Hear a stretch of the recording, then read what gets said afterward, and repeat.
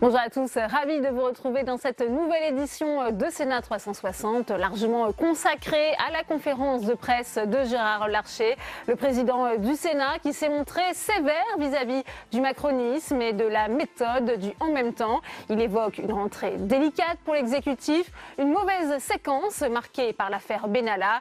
Gérard Larcher qui a aussi rappelé sa position, elle est inchangée sur la révision constitutionnelle, tout en réaffirmant son souhait de voir les droits du Parlement renforcés. Alors on va analyser et débattre de cette conférence de presse tout au long de cette édition spéciale. Et je vous rappelle que vous pouvez toujours réagir sur Twitter, le hashtag Sénat 360. Et puis pour nous accompagner cet après-midi pour les réactions des sénateurs à cette conférence de presse, on retrouvera Tam Tranui depuis la salle des conférences du Sénat.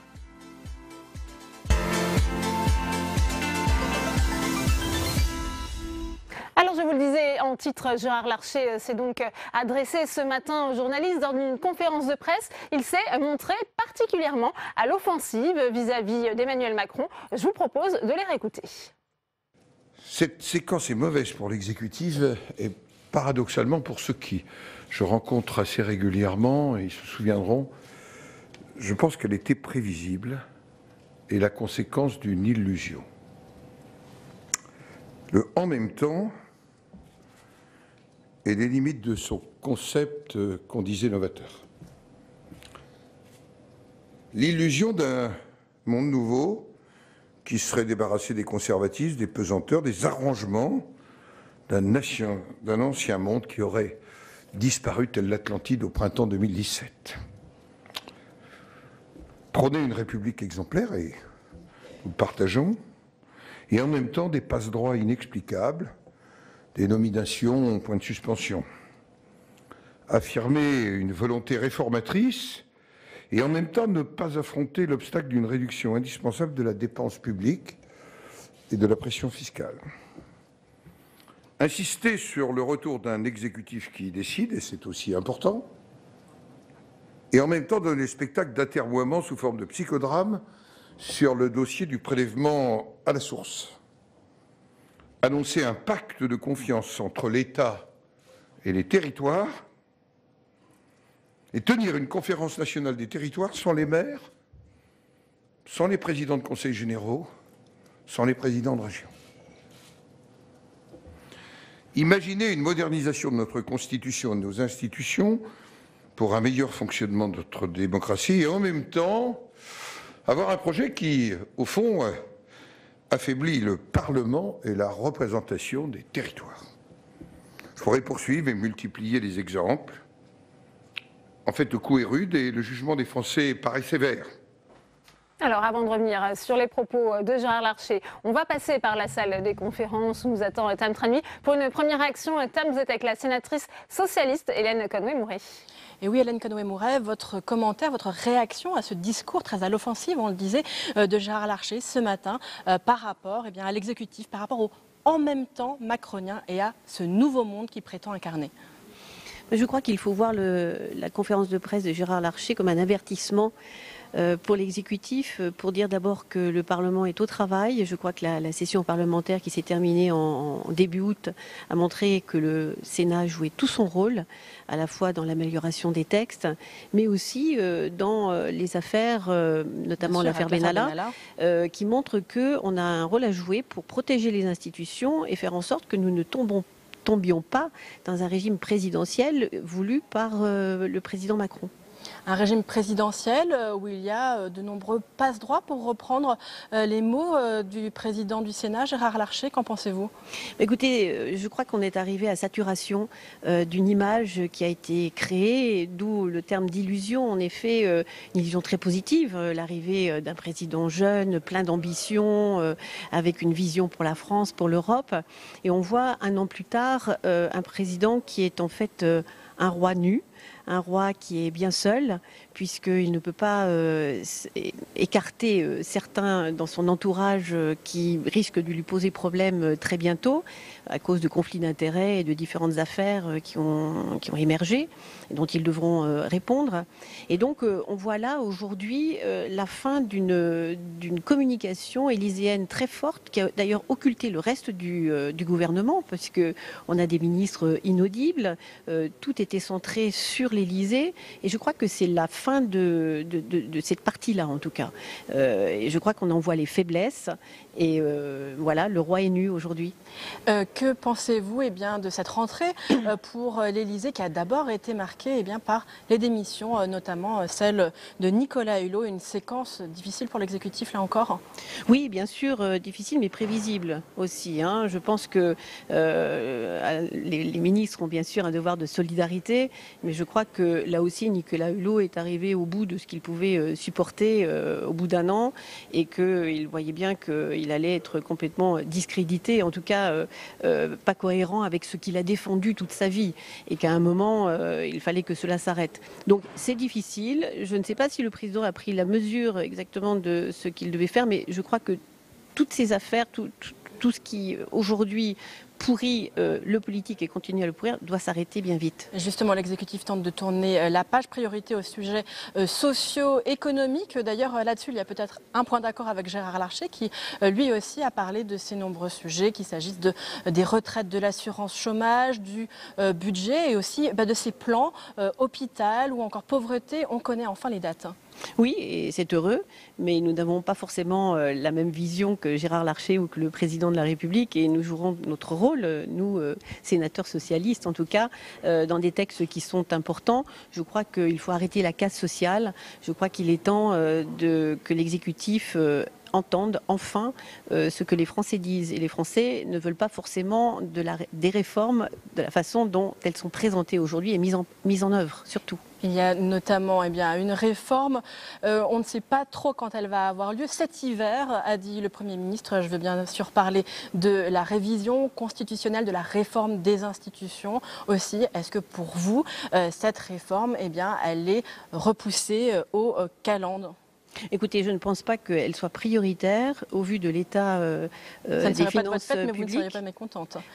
Non, parce que je pense sincèrement, du point de vue politique, qu'il y a d'autres priorités. On voit que le déficit et la dette aujourd'hui s'envolent.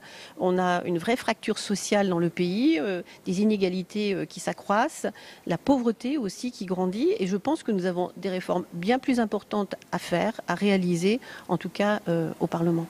Bien, merci beaucoup Hélène Conway-Mouret pour votre commentaire. Merci à vous, Tam, pour cette première réaction en direct. On va continuer d'analyser cette conférence de presse avec mes invités. J'ai le plaisir d'accueillir Françoise Gatel. Bonjour, merci d'être avec nous. Vous êtes sénatrice centriste d'Ille-et-Vilaine, secrétaire du Sénat. Bienvenue à vous. Sur ce plateau également, Claude Malhuret. Bonjour. Merci d'avoir accepté notre invitation. Vous êtes le président du groupe Les Indépendants République et Territoires ici au Sénat, sénateur de l'Allier. Jérôme Bascher est également avec nous. Bonjour, vous êtes sénateur LR de l'Oise. Et puis Patrick Kanner sur ce plateau également, président du groupe socialiste, sénateur du Nord. Merci à tous les quatre. Première question pour vous, Françoise Gatel. On a vu un Gérard Larcher offensif, très offensif, certains diront, vis-à-vis d'Emmanuel Macron, un peu trop sévère vis-à-vis du gouvernement, selon vous ? Moi, je ne sais pas s'il est trop sévère. Ce que je constate, c'est qu'on a une sorte d'atterrissage à faire de ce qui a été à un moment la conviction de beaucoup qu'un homme pouvait sauver la France assez rapidement. Et que le président du Sénat, il est dans cette exigence et ce souci que ce pays fonctionne et qu'il fonctionne bien dans un contexte, on a vu, d'événements qui ont fragilisé non seulement la communication, mais un peu le gouvernement, mais aussi dans un contexte international et un contexte national, à la fois social et économique difficile. Donc moi j'entends derrière ce que dit Gérard Larcher, je reprendrai ce qu'il dit souvent, c'est jamais oui par discipline, jamais non par dogmatisme, et là on voit un président du Sénat, alors je ne sais pas s'il est à l'offensive, en tout cas il est déterminé à ce que, on va dire, la réflexion la capacité de proposition et de souci de bon fonctionnement de l'intérêt général soit portée par le Sénat et que notre parole soit entendue dans nos différences, naturellement. Ouais, Claude Malhuret, qu'avez-vous pensé de l'intervention du président Gérard Larcher ce matin? Pour lui, finalement, cette mauvaise séquence que traverse l'exécutif était prévisible. Hein, finalement, ce nouveau monde vanté par Emmanuel Macron, nous dit-il, ce n'était qu'une illusion. Oui. Moi, je ne dirais pas qu'il a été offensif ou qu'il a été particulièrement sévère. Je dirais qu'il a été clair. Il parle de la situation politique actuelle à la rentrée. Personne ne pourrait s'attendre à ce que ni Gérard Larcher ni quiconque d'autre ne disent que cette rentrée est difficile pour l'exécutif. Personne ne peut s'attendre à ce que le président du Sénat ou n'importe qui d'autre, à moins qu'il soit le porte-parole direct de l'Élysée, mais ce n'est pas le cas, disent qu'il y a un certain nombre de choses qui vont mal, d'affaires qui se sont passées. Donc je pense que Gérard Larcher a été clair, plus qu'offensif. Je retiens d'ailleurs ce que disait tout à l'heure Hélène Conway-Mouret dans la salle des conférences. Elle parlait d'avertissement. Je ne pense pas qu'il ait utilisé ce mot, mais je pense effectivement que ça sonnait comme un avertissement et, comme vous le dites également, comme un constat du fait que en même temps, ça ne fonctionne pas toujours. Mais vous savez, Gérard Larcher n'a pas changé d'avis. Il n'était pas pour le en même temps. Il a une position politique très, très claire. Il est dans l'opposition. Et par conséquent, ce n'est pas une surprise de dire aujourd'hui qu'il fait le constat qu'il avait raison, que c'est un petit peu difficile, surtout sur un quinquennat, surtout sur 5 ans, de penser que le en même temps va durer éternellement. Jérôme Bascher, vous voyez ça comme un avertissement, justement, un appel à changer cette méthode du en même temps? Il y a un an... on se souvient, Gérard Larcher, on avait dit « Oh, il n'est pas très offensif, il est bienveillant ». Je crois que c'est l'attitude générale du Sénat que représente Gérard Larcher. Le président élu venait d'être élu, il avait une très large majorité que le peuple avait confiée à l'Assemblée nationale. Et le Sénat, par nature, était plus attentiste, on va dire, voulait regarder, donner sa chance au produit, comme on dirait aujourd'hui. Eh bien, au bout d'un an, on s'aperçoit que la méthode, à tout le moins, n'est pas la bonne. Et ce qu'a dit Gérard Collomb tout à l'heure le prouve bien. Il y a eu peut-être une majorité un petit peu et un gouvernement, peut-être, comme dirait Gérard Collomb, un petit peu méprisant vis-à-vis, non seulement manque d'humilité, mais non seulement vis-à-vis du Parlement, que des corps intermédiaires, les syndicats, les territoires. Et c'est ce qu'a dit beaucoup le président. J'étais à ses côtés ce matin. Et Gérard Larcher a rappelé l'intérêt et l'importance de la cohésion des territoires. Et il a dit, je m'en souviens, Gérard Larcher, ce matin, il faut renforcer le dialogue social et ne pas décider et puis discuter après. Et donc, c'est un discours de la méthode, je crois, qu'il a pris ce matin. Le discours de la méthode, c'est bien français au pays de Descartes. Ouais. Patrick Caner, quel regard portez-vous sur l'intervention du président du Sénat? Ce nouveau monde, finalement, ce n'était qu'un mythe aussi, nous dit-il. Les mots sont forts, mais je crois qu'ils sont justes. Le temps des illusions laisse maintenant place au temps des soustractions, d'ailleurs pour beaucoup de Français, très concrètement, au temps du doute et au temps des inquiétudes. C'est rapide. Regardez les sondages. La baisse de popularité du président est spectaculaire. Moins 10 points, c'est moins points. bien que François Hollande à la même époque. Oui, je ne suis pas sûr que ce soit une bonne référence, mais... c'est une référence. C'est une référence arithmétique qui me parle naturellement, et je regrette que ce soit aussi fort que cela pour François Hollande, le moment qui a été constaté. Mais ce que je veux dire par là, c'est que quand même, Jupiter est en train de descendre de son piédestal. Manifestement, que le candidat providentiel n'est peut-être pas tout à fait le président providentiel. Et les Français aujourd'hui sont en train de se rendre compte finalement de la difficulté de cette forme de pouvoir extrêmement centralisateur, cette hypertrophie du pouvoir exécutif, ce manque de confiance, c'était dit par mes collègues, vis-à-vis de ce qu'on appelle vulgairement les corps intermédiaires, mais qui sont finalement la force de notre démocratie. Et on se retrouve devant un président de la République qui ne doutait pas jusqu'à présent, qui peut-être peut s'améliorer, s'amender en sachant accepter le doute, la contradiction. Ce n'est pas parce qu'on a été élu, il faut le rappeler dans quelles conditions, que pour autant, sa légitimité ne peut pas être en confrontation avec des avis divergents. Donc attendons, mais pas sur le dos des Français qui attendent quand même de la justice dans notre pays. Alors Gérard Larcher a également saisi l'opportunité de cette conférence de presse pour lancer un appel à l'exécutif en ce qui concerne un meilleur partage de l'ordre du jour entre l'Assemblée nationale et le Sénat. Ça avait beaucoup impacté le travail et le calendrier parlementaire du Sénat l'année dernière. Écoutez. Quand vous regardez l'agenda parlementaire, vous avez aujourd'hui 10 textes en attente à l'Assemblée nationale. Vous en avez 2 au Sénat. Pourquoi ? Parce que ce gouvernement, à la différence des gouvernements de François Hollande, n'a pas donné au Sénat les premières lectures. Alors que nous avions fait, par exemple, une conférence de consensus que j'avais proposée, que le président de la République avait soutenue sur le logement, il aurait été logique que la question du logement vienne chez nous en première lecture. Ça n'a pas été le cas. Voilà pourquoi j'ai demandé que, à l'avenir, on essaye de réfléchir. C'est aussi une marque de confiance. C'est aussi, j'allais dire, construire les conditions pour éviter les tensions inutiles de fin de session à l'Assemblée nationale. Vous pensez que cet appel peut être entendu, Françoise Gatel, sur ce partage de l'ordre du jour? On voit bien que c'est un choix aussi très politique quand on donne en première lecture un texte aussi important que la loi logement, par exemple. Oui, alors je pense que ça renvoie à la considération et au respect qu'on peut avoir pour le bicamérisme. Je pense sincèrement, et on l'a vu tout particulièrement avant l'été, que le Sénat n'est pas un empêcheur de faire, mais c'est un lieu de réflexion, d'amélioration, et qui peut rendre service à un gouvernement, quel qu'il soit, y compris quand il y a une majorité différente au Sénat, et que je ne comprends pas, devant la nécessité de réformer rapidement, parce qu'il faut quand même se souvenir que si aujourd'hui, voilà, la cote de popularité du président de la République diminue, ceci parce qu'à un moment, il a été encensé d'une manière un peu inconsidérée, et qu'il y a l'humeur du temps qui est l'humeur du jour.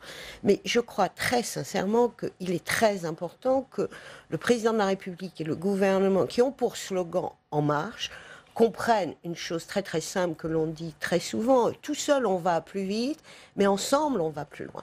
Et que le président de la République et le gouvernement ne peuvent pas réussir, ceux qui veulent entreprendre, redresser notre pays, entreprendre les réformes, s'ils ne le font pas avec les corps intermédiaires, avec tous les territoires, on a l'occasion d'en parler, et avec le Parlement, et ici le Sénat, qui n'est pas un ennemi a priori déclaré et systématique, mais qui est dans l'exigence de construction pour l'intérêt général. On a vu que le Sénat a approuvé des projets de loi qui venaient de majorités différentes à tout moment, donc nous sommes intelligents aussi, nous sommes capables de travailler dans l'intérêt général, et le gouvernement doit pouvoir mettre en place un dialogue plus vertueux et plus respectueux du Sénat. C'est comme ça qu'il réussira ce qu'il veut entreprendre. On peut imaginer par exemple qu'une réforme comme celle des retraites, eh bien, le Sénat en soit saisi en première lecture. Ça sera un signe fort de l'exécutif, Claude Malhuret? Oui, il ne faut pas en sous-estimer la difficulté. Moi, je voudrais dire 3 choses sur cette séquence. D'abord, Gérard Larcher n'a pas pris le gouvernement par surprise. Patrick Caner en est témoin, avec moi et d'autres. Lors des dernières conférences des présidents, ça fait plusieurs mois que Gérard Larcher dit au ministre des Relations avec le Parlement inscrivez des textes d'abord au Sénat pour différentes raisons. D'abord pour le Sénat, mais aussi pour l'ensemble du Parlement et du gouvernement.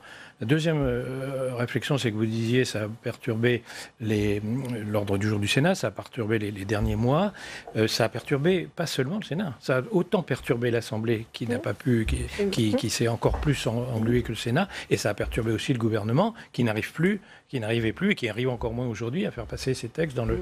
Donc c'est la deuxième réflexion. Et la troisième, c'est celle directement la question que vous me posez. Il faudra bien y venir. Mais le problème, c'est que d'une part, les textes, et notamment ceux qui viennent, il y a des textes techniques, en général, ça pose peu de problème de les faire passer d'abord au Sénat, qui majoritairement est dans l'opposition. Les textes beaucoup plus politiques, c'est évidemment, tout gouvernement est tenté, et d'ailleurs le fait en général, de les faire passer d'abord à l'Assemblée. Et par conséquent, quand tout le monde va dire oui, d'accord, on le fait, mais par quel texte on commence? Et les retraites, qu'est-ce qu'il y a de plus politique que les retraites? Donc je pense que c'est probablement, je ne sais pas, mais c'est probablement pas un texte qui passera d'abord au Sénat parce qu'il y a un sujet politique. Et puis la dernière raison pour laquelle c'est un peu difficile, c'est qu'avec une majorité de 350 députés à l'Assemblée nationale, dont beaucoup de nouveaux qui attendent de se faire les dents les premiers sur les textes, vous avez la même pression du côté de l'Assemblée. Ils veulent tous avoir le texte en premier de la même façon que le Sénat souhaite avoir un certain nombre de textes en premier. Donc c'est pas si facile que ça. Mais bien entendu que la suggestion est la bonne. Jean Bacher. Non, moi je suis toujours amusé d'avoir entendu l'année dernière le sujet de l'efficacité, qui était un grand leitmotiv de cette majorité En Marche et affiliée. L'efficacité. L'efficacité, ça a été de planter la réforme institutionnelle. C'est ça à quoi on a abouti en mettant tout à l'Assemblée nationale. Et effectivement, Gérard Larcher et l'ensemble des présidents de groupe n'ont cessé de dire mais il y a plein de textes qu'on pourrait passer d'abord chez nous.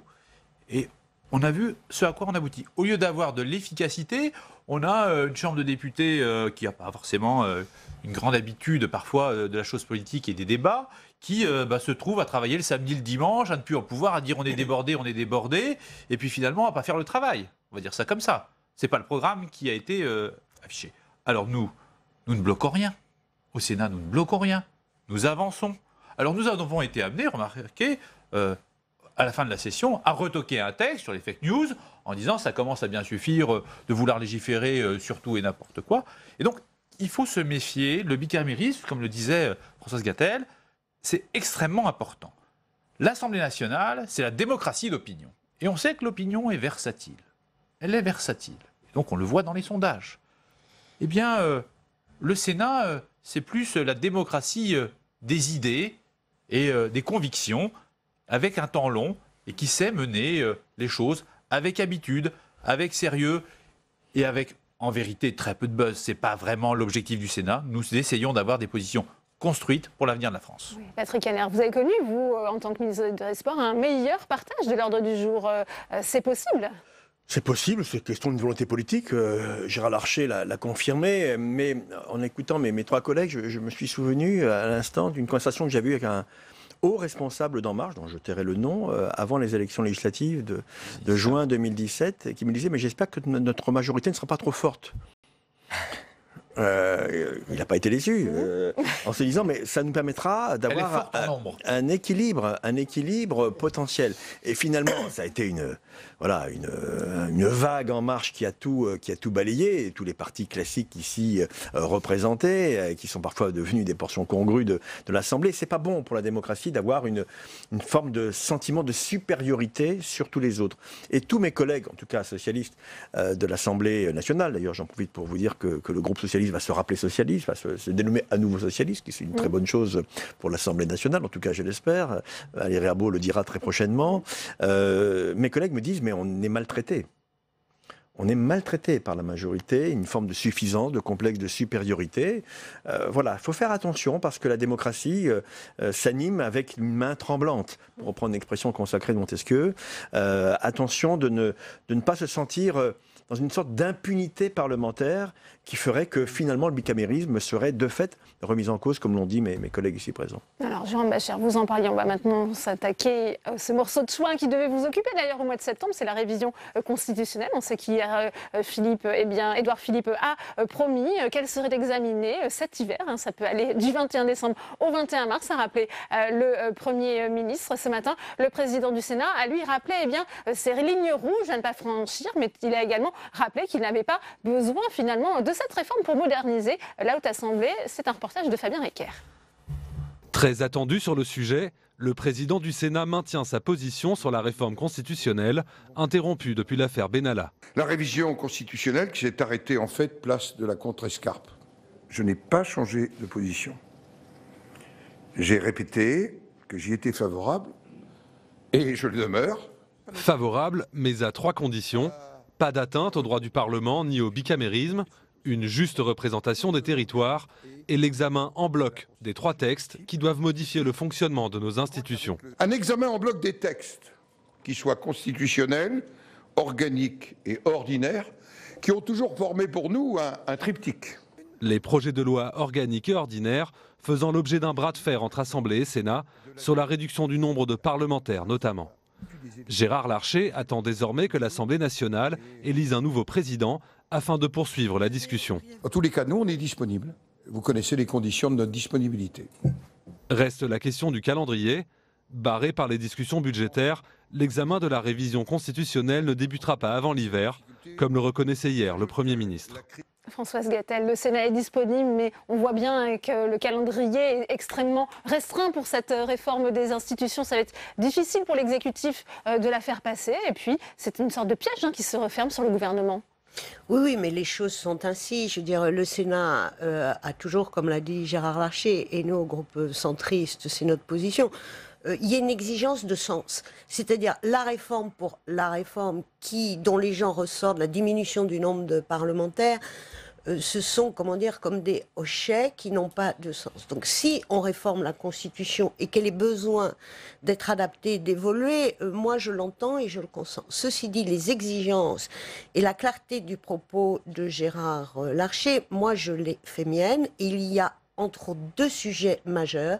Il faut qu'on explique à nos concitoyens que dans la Constitution, le bicamérisme, il doit être sacralisé. Et le bicamérisme, c'est ce qui protège le plus la démocratie et c'est ce qui protège le plus nos concitoyens. Parce que le jour où on aura un pouvoir exécutif beaucoup moins démocratique que ceux qu'on a pu connaître, ça veut dire que l'exécutif, il a les pleins pouvoirs et qu'on peut avoir... Qu'est-ce qui fragilise le bicamérisme, selon vous, dans la réforme? Eh bien, moi, je pense, aujourd'hui, il y a ce qui a trait à la capacité à agir sur l'ordre du jour. L'ordre du jour, il ne doit pas être entre les mains de l'exécutif, parce que le Parlement n'est pas inféodé à une majorité. C'est le plus grand danger qui guette la démocratie, même si un exécutif doit avoir une majorité, qu'il faut reconnaître que l'exécutif, il a été choisi par les électeurs.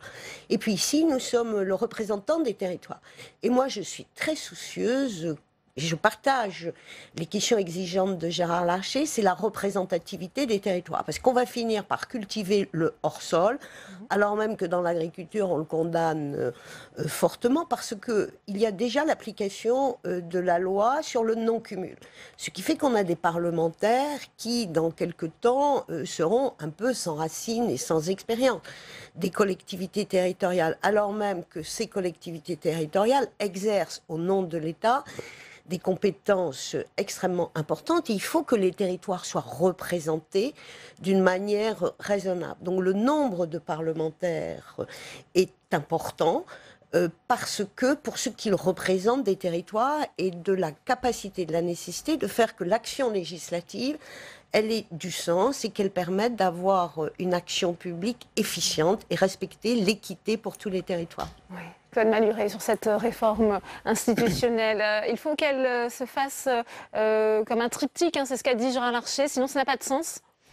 Je ne sais pas si ça n'a pas de sens, ça peut avoir du sens, mais c'est une position qui est celle de Gérard Larcher depuis le début. Et par conséquent, il n'a strictement pas changé. Ce matin, les trois annonces, les trois critères qu'il a donnés, et que Françoise Gatel rappelait en partie tout à l'heure, ce n'est absolument pas un changement de position, c'est la position de Gérard Larcher depuis le début. Et de même que depuis le début, il dit, et je crois qu'il le pense, qu'il est en faveur de cette réforme constitutionnelle, il a aussi marqué les lignes rouges.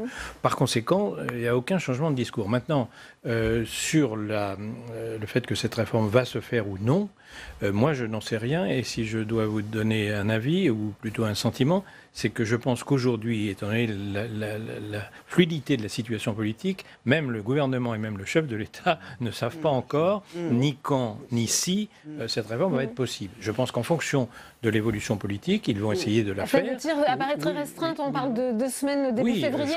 Et ces 2 semaines, ce ne sera de toute façon pas suffisant. Mais après tout, il y a une continuité. Ils peuvent la faire un peu plus tard, même si les élections à venir compliquent les choses. Il y a les européennes, les municipales, les sénatoriales, ça devient compliqué. Je pense que ça va dépendre strictement de l'évolution de la situation politique et par conséquent, personne aujourd'hui, je vous dis même l'exécutif, ne peut assurer ce qui va se passer.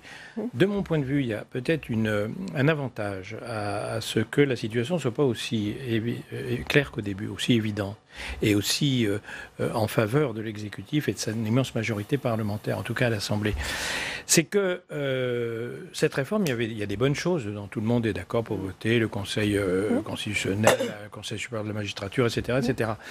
Et puis il y a des choses sur lesquelles nous n'étions pas vraiment d'accord, ou en tout cas sur lesquelles nous souhaitions négocier. Par exemple, le nombre des parlementaires, pour la représentativité des territoires, par exemple l'ordre du jour, pour le respect du Parlement, etc. Et on était en train de dire, on va bien être obligé d'y passer, parce qu'il y avait la menace du référendum, etc. Aujourd'hui, je dirais, la situation politique fait qu'on est à armes égales. Il n'y a plus de menace de référendum, ça s'est complètement éloigné, justement, je rappelais, avec cette perspective d'élection. Vous ne pouvez plus faire un référendum à partir du moment où il y a les européennes dans 5 mois, vous avez les municipales juste après, etc. Il n'y a plus de possibilités. Et en plus, avec une cote de 31%, je ne pense pas qu'un président de la République va s'amuser à faire un référendum parce que la réponse risque de ne pas être à la question posée. Donc aujourd'hui, de ce point de vue-là, je pense que c'est plutôt... Moi aussi, je suis pour cette réforme, et je suis pour qu'elle soit négociée. Et sur les sujets sur lesquels nous avions des lignes rouges, on est aujourd'hui peut-être, on parlait tout à l'heure d'humilité de l'exécutif, je pense qu'il y aura sûrement un besoin de plus grande humilité pour que cette réforme soit vraiment discutée, et il y aura pas besoin de référendum à ce moment-là, avec le Parlement. Jusqu'à présent, on était un petit peu, on avait plutôt l'impression qu'on se faisait filer quelque chose qui était à prendre ou à laisser. Aujourd'hui, et c'est d'ailleurs, le Sénat ne peut que s'en féliciter, parce que c'est, comme je le disais tout à l'heure, c'est la tradition du Sénat, ne peut que se féliciter que cette réforme soit consensuelle et non pas conflictuelle. Finalement, il a beau jeu, Gérard Larcher, quand il dit le Sénat est disponible, parce que peut-être qu'au fond de lui-même, il sait bien que le calendrier tel qu'il est, repousse à cette réforme, et qu'il y a quand même de plus en plus de doutes sur son accomplissement. Ça, effectivement, il y a des doutes. Il y a des doutes beaucoup au gouvernement sur à peu près tous les sujets, parce que forcément, les sujets sont parfois difficiles. Et le problème, c'est que ces doutes, ils sont fondés sur l'absence de cap, en vérité, de savoir en quoi on va transformer, comme le disait tout à l'heure Françoise Gatel. C'est bien beau de dire on va réformer pour réformer, on va transformer pour transformer, les transformations, mais vers quoi on va? Quel est le modèle que l'on souhaite? Quel est le modèle de démocratie que l'on souhaite? C'est facile d'être anti-parlementaire. C'est facile, c'est du populisme. Et comme l'a dit Gérard Larcher, lorsqu'on fait du populisme, lorsqu'on fait de l'antiparlementarisme, eh bien, il y a un beau matin, alors il a utilisé une expression que je ne reprenais pas, eh bien, on peut avoir une démocratie un peu plus compliquée comme en Italie. Pour reprendre ses propos, voilà. Il a dit, je pense que c'était, j'aime beaucoup l'Italie à titre personnel et membre du groupe d'amitié, donc les Italiens sont des gens très bien, mais on voit bien quelle est la situation démocratique de leur pays aujourd'hui. Et c'est de cela dont il faut se méfier. C'est de cela dont il faut se méfier. Et il faut savoir aussi que le Sénat n'a pas attendu que l'on parle de réforme institutionnelle pour se réformer. Et là encore, Gérard Larcher a eu beau jeu ce matin que de rappeler déjà que le Sénat, par exemple, 2/3 des sénateurs sont élus à la proportionnelle. Bon, qui le sait? Nous, parce que moi je suis élu à la proportionnelle, par exemple, Patrick Caner également, je le sais bien. Nous légiférons depuis cette année en commission. Cela aurait créé beaucoup moins de problèmes à l'Assemblée nationale s'il l'avait fait cette année sur un certain nombre de textes. Voilà. La commission d'enquête qui a lieu en ce moment avec Philippe Bas, au-delà sur le fonctionnement de nos institutions, au-delà de M. Benalla, tout ça, elle fonctionne avec la diversité et des opinions. Donc on voit bien qu'on n'est pas forcément le modèle absolu. Un peu d'humilité aussi au Sénat, nous en avons l'habitude, mais cela fonctionne et nous avons un peu d'avance. Et quand je l'ai dit hier à des amis députés La République En Marche, ils en étaient tous surpris. Eh bien oui, il faut aussi regarder ce qui se passe. Cette révision constitutionnelle, c'est vrai que l'exécutif ne peut plus brandir cette menace des référendums. Je reste perplexe. Le référendum est toujours possible, y compris même à l'occasion d'une élection nationale. Double. Bon, donc, soyons prudents en la matière. M. Macron est capable d'être dans une logique de défiance par rapport à toutes les certitudes qui peuvent être les nôtres. Je pense que finalement, cet abandon, en tout cas ce report sine-die, parce que l'hiver peut être long, de la réforme institutionnelle, témoigne finalement du malentendu de fond. Pourquoi M. Macron veut une réforme? Parce qu'il a dit « j'ai pris un engagement ». avec 3 totems essentiels, la baisse du nombre de parlementaires, une dose de proportionnel et le non-cumul dans le temps pour les mandats des élus. Et le principe chez Emmanuel Macron, qui est tout à fait respectable, c'est « je me suis engagé, donc je fais ». Ne jamais oublier comment il a été élu. C'est une élection, non pas par défaut, ce serait injuste de ma part, mais c'est une élection quand même dans des circonstances très particulières. Il faut bien le reconnaître. Et donc, le mandat qu'il a pris en étant candidat doit pouvoir éventuellement évoluer en fonction de la réalité politique. Faire de la politique, c'est pas du copier-coller de son programme, c'est s'adapter en fonction de chaque jour, finalement, de la vie de notre pays. Et finalement, la réforme n'est pas une valeur en soi. Être réformiste, ce n'est pas une valeur. Est-ce que la réforme est juste? Est-ce qu'elle est utile? Est-ce qu'elle apporte un progrès éventuellement social pour le pays? Et je le dis comme mes collègues, je suis perplexe sur l'utilité, la justesse de cette réforme institutionnelle. Je ne suis toujours pas convaincu de l'intérêt de baisser le nombre de parlementaires. Personne ne m'a encore convaincu du fait qu'avoir moins de parlementaires, ça améliorerait le fonctionnement de la démocratie. Voilà un exemple concret. Est-ce que 15% de proportionnel, ça répond vraiment à l'idée de mieux représenter les minorités au sein du Parlement? Donc autant de questions qui se posent, qui mériteront plus que 15 jours de débat tant à l'Assemblée qu'au Sénat, et qui donc me laissent supposer que cette réforme, eh bien, elle va prendre un peu de temps avant de ressurgir. Françoise Gatel. Oui, tout à l'heure, mon éminent collègue Patrick Kanner disait que le président Macron a été élu d'une manière étonnante. Je veux dire, moi je pense que les élections sont parfois très étonnantes et que le précédent président de la République avait été aussi élu à l'issue de circonstances un peu abracadabrantesques. Voilà, bon, ceci étant dit... Qu'est-ce que vous voulez dire, Mme Gatel? Moi, je vous expliquerai, mon cher collègue. Oui, mais voilà. soyez plus diserte.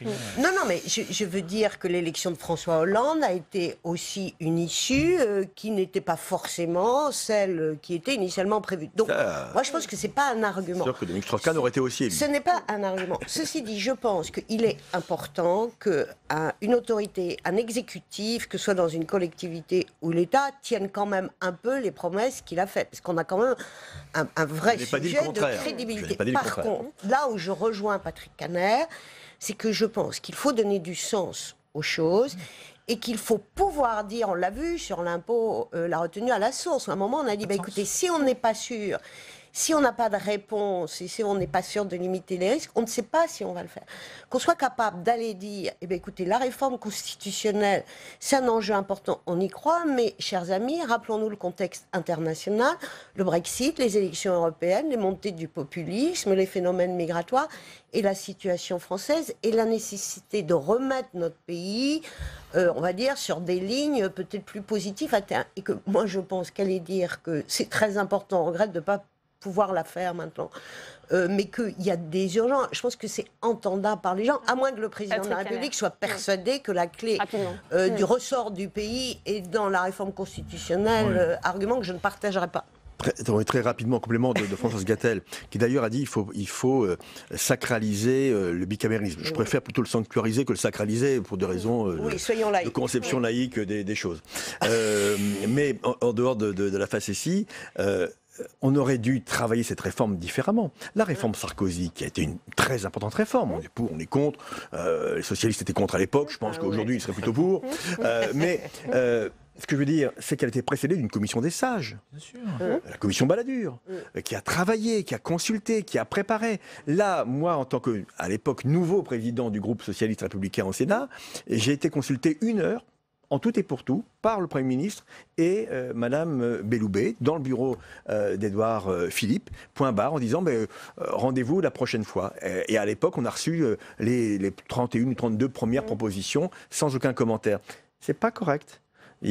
L'exécutif ne peut pas se passer de l'analyse juste des parlementaires. Il faudra nous prévenir lors du prochain rendez-vous d'1 heure. Je voudrais qu'on en vienne maintenant à l'affaire Benalla, puisque le président du Sénat a été interrogé par les journalistes sur les travaux de la commission d'enquête du Sénat. On sait qu'ils vont reprendre dès la semaine prochaine et le programme s'annonce chargé. On voit tout ça avec Quentin Calmé. C'est un feuilleton politique et parlementaire qui a passionné de nombreux Français en juillet. Les auditions de responsables du ministère de l'Intérieur, de la préfecture de police ou encore de l'Élysée, au fil desquelles se dessinent les contours de l'affaire Benalla. Une affaire révélatrice, selon le président du Sénat. Cette affaire a semé le doute sur la République exemplaire qu'on nous avait promis et affecté l'image du président. Il me semble qu'elle a été l'expression d'une crise en fait plus grave, qui tient au mode de fonctionnement de la présidence de la République et à la façon personnelle du chef de l'État d'exercer son mandat. Le président du Sénat qui n'entend pas interférer avec les travaux de la commission d'enquête sur l'affaire Benalla. Dans quelques jours, peut-être dès la semaine prochaine, de nouvelles auditions pourraient avoir lieu. Et les sénateurs réfléchissent à auditionner Alexandre Benalla lui-même après ses dernières déclarations dans la presse. Une idée à laquelle n'est pas opposé Gérard Larcher. C'est à la commission de décider. Et j'ai compris que le président de la commission et les rapporteurs étaient à la fois très attentifs à ce qu'une éventuelle audition ne vienne pas, en quelque sorte, contrecarrer les principes constitutionnels. Et j'ai retenu quelque chose de fort, une commission d'enquête. Ce n'est pas une cour, ce n'est pas une procédure judiciaire. Reste désormais à connaître le calendrier précis et l'identité des prochaines personnes auditionnées lors de la saison 2 de ce feuilleton.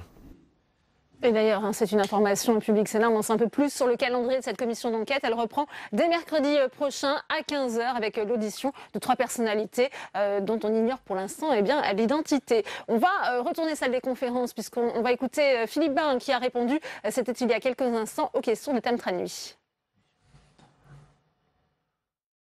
Philippe Bas, l'affaire Benalla a marqué l'été et elle reprend déjà en cette rentrée. Hier, vous avez vu les 2 co-rapporteurs de la commission d'enquête. Quel est votre calendrier, le calendrier de vos auditions?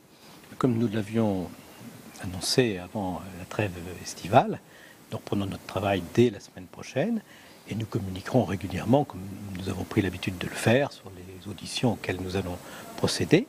Mais notre travail ne se limite pas aux auditions.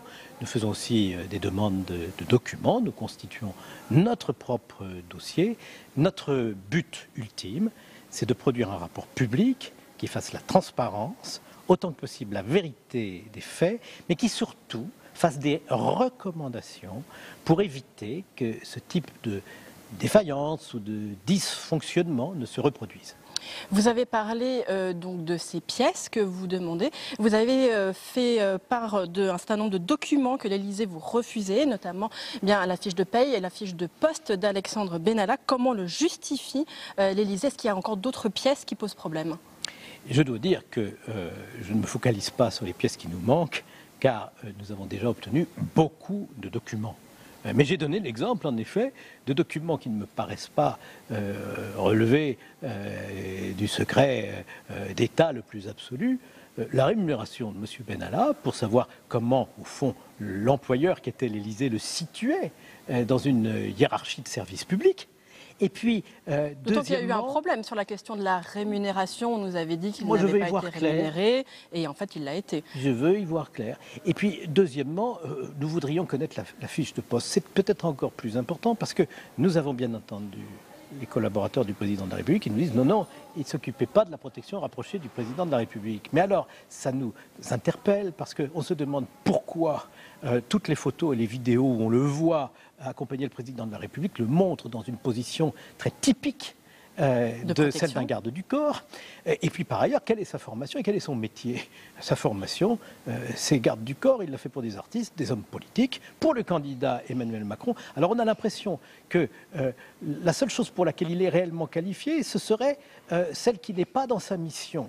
Je voudrais comprendre ceci, parce que pour moi, la protection du président de la République, c'est une question essentielle pour la République. Parce que, avec le terrorisme, la continuité de l'État, elle dépend aussi de la qualité de la protection du chef de l'État, du chef du gouvernement, comme dans toutes les démocraties. Et ça, c'est des professionnels qui doivent le faire. Des agents civils et militaires. Voilà. Et que ces professionnels soient recrutés, évalués, formés par un service compétent, coordonné au sein de ce service. Il n'y a pas de place pour l'évaluation improvisée de leur qualité. Et c'est un vrai métier. Alors on nous dit non, il ne faisait pas ça, et pourtant l'Élysée a demandé pour lui un permis de port d'armes. Donc là, je voudrais bien approfondir, et je voudrais au fond que les faits soient clairement établis. Je voudrais que l'Élysée les reconnaisse, et puis nous dise en effet, j'ai bien compris que c'est pas comme ça qu'il faut faire, et maintenant, même si on fait une réorganisation, on s'en tiendra strictement, on s'en remettra strictement au groupement de protection de la présidence de la République, ce que tous les prédécesseurs de l'actuel chef de l'État ont fait. Vous évoquez aujourd'hui la possibilité d'auditionner Alexandre Benalla cet été. Eh bien, vous l'excluez, vous craignez qu'il y ait, que cela puisse s'insinuer dans l'enquête judiciaire qui a lieu en parallèle. Alors, qu'est-ce qui vous a fait changer d'avis et sous quelles conditions pouvez-vous auditionner Alexandre Benalla pour vous? Voilà. Ça, c'est une question très importante. Moi, je ne fais pas un procès. Je ne suis pas en train d'établir une culpabilité de qui que ce soit.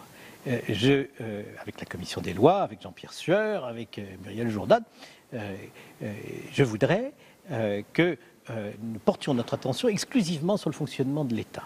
L'affaire Benalla, au sens judiciaire du terme, ce n'est pas mon affaire.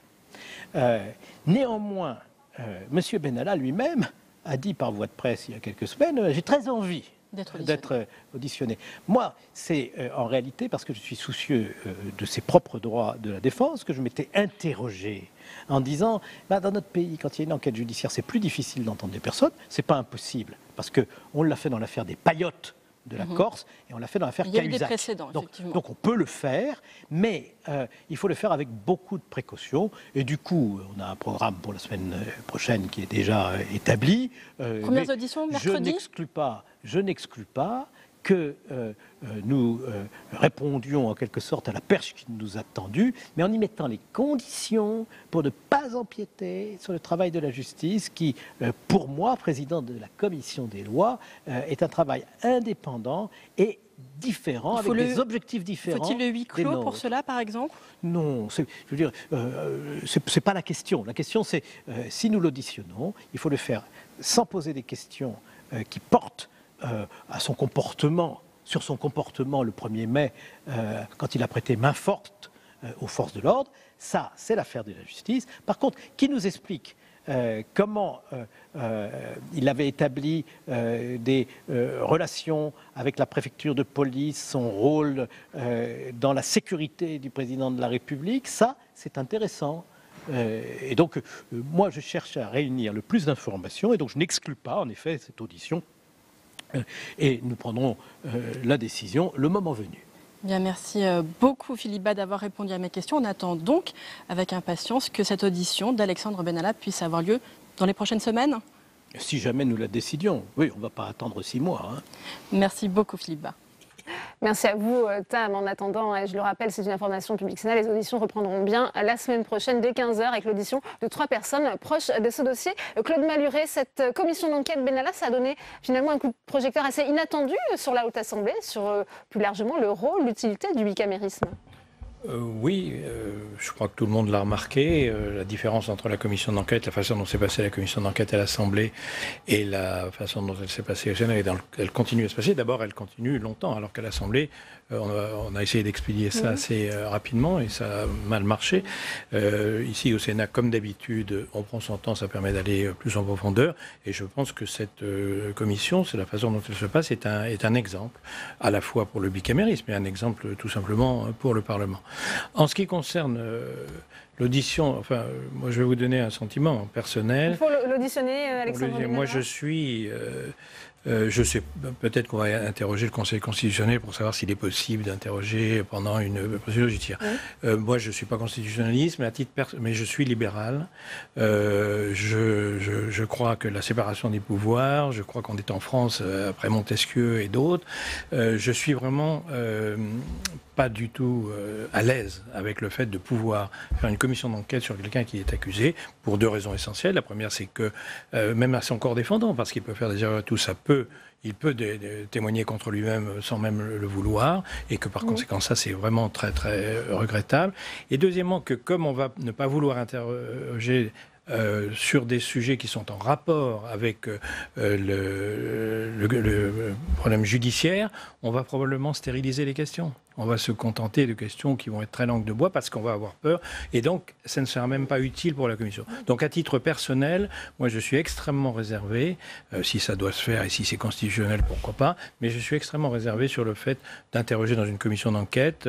J'ai bien compris ce que disait Gérard Larcher, une commission d'enquête, c'est pas le tribunal. N'empêche que le sujet est le même.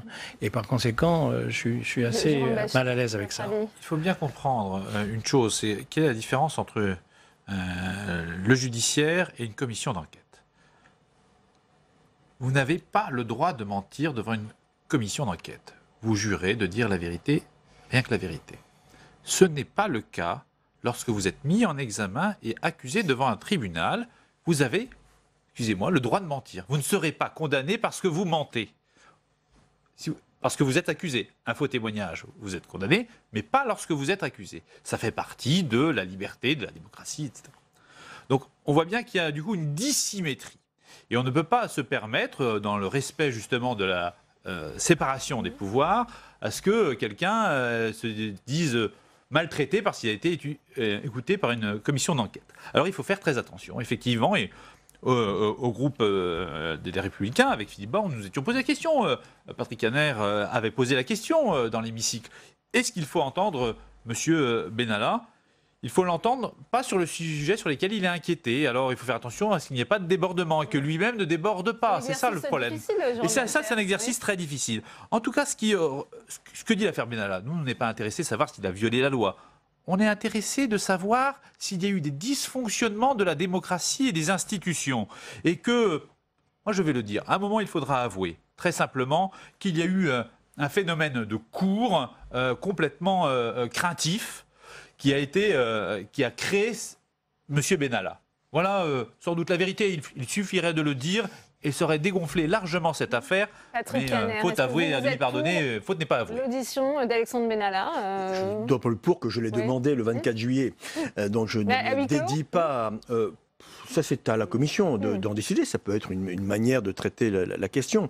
Pourquoi je suis favorable à l'audition de M. Benalla ? D'abord, je considère que cette affaire n'est pas une affaire d'État. C'est une affaire qui montre comment le pouvoir exécutif se donne en termes d'image sa conception d'État, de l'État. Très concrètement, si le Monde, le 16 juillet dernier, n'avait pas révélé, entre guillemets, l'affaire, M. Benalla serait encore là, en responsabilité, avec tous les doutes évoqués par les uns et par les autres. Est-il un garde du corps ou pas un garde du corps ? Est-il là pour préparer la création d'une garde prétorienne autour du président sans passer par la case gendarmerie ou la case police, ce qui me pose, moi, un véritable problème. Donc, cette commission d'enquête, si elle devait interroger M. Benalla, l'objectif, ce serait, mais finalement, comment était protégé jusqu'à cette affaire, non pas M. Macron, mais le président de la République. Ce n'est pas la personne de M. Macron qui est en cause, c'est la fonction présidentielle qui doit être protégée, quel que soit le président. Est-ce que le système était bon ? Est-ce que M. Benalla préfigurait un système nouveau ? C'est ça que nous voulons savoir. Et puis, disons-le très simplement, je reprends ce que tu disais, ce que vous disiez, mon cher collègue, pardon. Il a été protégé. C'est un système qui montre que le système a protégé, était prêt à protéger, à absoudre finalement M. Benalla de sa responsabilité, non pas de ses crimes, ce n'est pas le sujet qui est en cause, mais en tout cas d'un comportement pour le moins inadéquat pour le chef de cabinet adjoint de l'Élysée.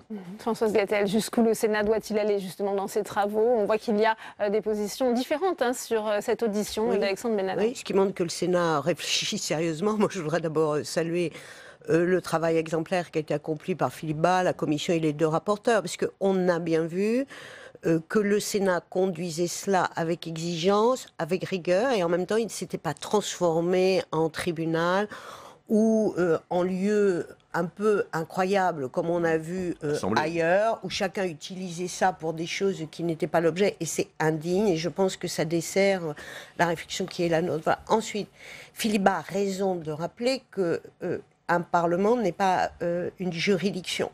On auditionne, mais que cela met bien en évidence l'intérêt de la fonction de contrôle du Parlement. Et moi, je rejoins ce qu'a dit Patrick Kanner. La question qui est autour de ça, c'est comment on sécurise l'exécutif c'est-à-dire la personne publique qu'est le chef de l'État, et comment on peut même le protéger dans sa vie privée par une organisation qui est sans faille. Parce que ce qu'on ne dit pas les uns et les autres, c'est que cette affaire qui arrive, elle peut arriver un peu partout, dans des manières différentes. Mais dès lors que quelqu'un dit qu'il est proche du président de la République, vous comprenez bien que quand il va activer une administration, les gens sont spontanément, pas inféodés, mais en tout cas ils sont attentifs et ils ne connaissent pas la fonction exacte de la personne. Donc moi je pense qu'il faut organiser les choses pour qu'il y ait, on empêche que des débordements qui sont des débordements personnels, désastreux, puissent arriver. Donc c'est cet esprit-là que le Sénat, et moi j'ai été très heureuse que ceci renvoie une image très positive du Sénat. C'est-à-dire c'est pas l'endroit où on tournera en rond pour réfléchir et empêcher que les choses se fassent, mais nous sommes là dans notre rôle d'exigence, et en même temps, Philippe Bas l'a montré, il n'y a de procès envers personne. Mais cette situation, qui est fort regrettable, elle doit être utilisée pour construire. En tous les cas, effectivement, les travaux reprendront dès la semaine prochaine, Françoise Gatel. On sait aussi que ce matin, Gérard Larcher s'est inquiété de la rentrée en ordre dispersé, façon puzzle, il l'a rappelé, de son parti, les LR, et il essaie, le président du Sénat, de se poser en rassembleur, mais le peut-il vraiment? On voit ça avec Cécile Cixous. Je voudrais vous parler de la rentrée des Républicains que certains d'entre vous ont qualifié de rentrée façon puzzle. Visiblement, Gérard Larcher a mal vécu la rentrée de sa famille politique où les ténors du parti ont fait bande à part. Le 24 août, Valérie Pécresse a ouvert le bal à Brive-la-Gaillarde, 2 jours à peine avant Laurent Wauquiez et sa traditionnelle ascension du Mont Mézinc. Autre rendez-vous, le 1er septembre, Bruno Retailleau était à la Baule pour accueillir les universités d'été des Républicains. À venir ce week-end, 2 événements. Au Touquet, où les jeunes républicains se réuniront avec Daniel Fasquelle comme chef d'orchestre, et à Bordeaux, où Alain Juppé regroupe ses troupes. Trop pour le président du Sénat, qui reconnaît que si son groupe a l'habitude d'exprimer différentes tendances, il a toujours réussi à rester uni. Si nous continuons chacun à avoir notre petite chapelle autocéphale, alors nous aurons du mal. Nous aurons du mal à incarner une force crédible. Nous avons cette exigence. C'est une exigence de nos compatriotes et nous devons être dignes de cette exigence. Redéfinir les positions du parti sur l'Europe, sur la dépense publique, la pression fiscale ou encore l'immigration. Gérard Larcher appelle les membres des Républicains à un travail de fond pour construire un nouveau projet, mais avant tout à se rassembler. Pour moi, rien ne serait pire qu'un no man's land entre la République en marche et le Rassemblement national. Je crois que nous pouvons, pas seuls, mais avec des alliés, des amis, incarner une force d'alternance crédible. Et je serai toujours un avocat du rassemblement. En attendant, il souhaite ouvrir le dialogue avec le centre. Il participera aux universités d'été des centristes ce week-end à Le Barcarès. Jean Bachelard, est-ce qu'il a la capacité de rassembler le parti des Républicains, Gérard Larcher? Gérard Larcher a une voix évidemment qui compte énormément là-dessus. Pour le coup, il peut prendre comme exemple pour le groupe Les Républicains du Sénat la diversité de nos opinions et le fait que nous soyons unis. Je pense que certains, on peut prendre par exemple Fabienne Keller, qui est plutôt chez Agir, mais qui est au groupe LR et affilié. On a une vision plus rassemblée. Vous n'avez pas passé un extrait important de sa conférence de presse qui est sur les listes européennes. Car comme lui, je regrette la dispersion. Les chapelles, c'est plus facile à construire que la grande cathédrale. Mais sur les affaires européennes, il dit c'est important, il faut mieux avoir une seule liste avec des opinions variées qu'une liste par opinion. On va dire ça comme ça. Parce que l'Europe, elle n'est pas non plus unique. Eh bien, nous, dans les Républicains, nous avons ce travail de reconstruction à faire. Si on pouvait éviter effectivement les chapelles, les rentrées différentes l'année prochaine et qu'on essaye de se parler, on verra ce que donnent les élections européennes. Vous sur cette rentrée en ordre dispersé? Moi, je vais sortir mon joker, parce que depuis un an, je n'appartiens plus à LR, donc je ne suis même pas une pièce du puzzle, je suis en dehors du cadre du puzzle, et donc par conséquent, je crois qu'il faut laisser à César ce qui est à César et laisser à LR ce qui est à LR, mais le problème est au-delà de LR. Lorsqu'il dit entre Emmanuel Macron et le Rassemblement national, nous appartenons à des familles ex-LR ou Ouais. Agir ou Centris, pas Patrick Kanner, mais Pas encore. qui ont pendant très longtemps gouverné ensemble, pendant des Il y a décennies, quand même un grand et qui rassemblement. aujourd'hui, c'est pas seulement LR qui est partagé, et aujourd'hui, on c'est a pour vraiment ça, l'impression ouais. qu'il est difficile de refaire ce qu'on avait fait. Donc ça fait partie de la recomposition du paysage politique, et je pense pas qu'on puisse commencer cette Merci Claude discussion tout de Malhuret. suite. Là. On n'a plus de temps, Françoise Gattel, mais ça a été rappelé, Gérard Larcher sera On est très heureux. L'université d'été des centristes ce week-end. Merci à vous Françoise Gattel, merci Claude Malhuret, merci Patrick Kanner, merci Jean Bachère d'avoir été mes invités aujourd'hui. C'est la fin de cette édition. Merci à vous de l'avoir suivi. À 18h30, on va plus loin, présenté par Rebecca Fitoussi. Très bonne soirée à tous et à bientôt.